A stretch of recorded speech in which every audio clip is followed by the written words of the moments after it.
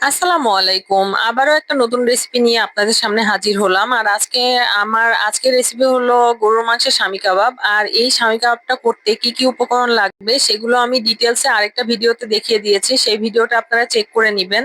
আর এখন কুরবানির পরে সবার ফ্রিজেই টুকটাক মাংস থাকে, সো সেই মাংস দিয়ে আপনারা খুব সহজেই, অল্প পরিমাণ মাংস লাগে, খুব বেশি পরিমাণ মাংস আসলে স্বামী কাবাবে লাগে না।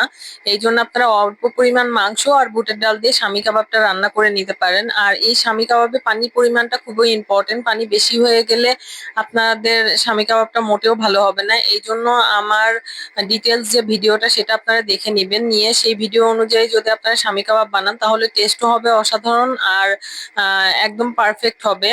আর এই স্বামী কাবাবটা আপনারা যখন বানাবেন, বানিয়ে এটা ফ্রিজেও সংরক্ষণ করে রাখতে পারেন। স্বামী কাবাবের শেপ দিয়ে জাস্ট একটা বড় প্লেটে করে ফ্রিজে রেখে দিবেন। তারপরে যখন ফ্রিজে বরফ জমে যাবে তারপরে সেটাকে আলাদা করে একটা জিপলক ব্যাগের মধ্যে তুলে রাখবেন।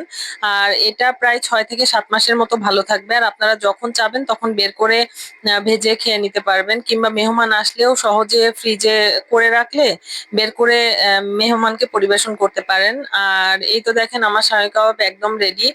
আর এই তো, সবাই ভালো থাকবেন, আমার চ্যানেলের পাশে থাকবেন। আল্লাহ হাফেজ।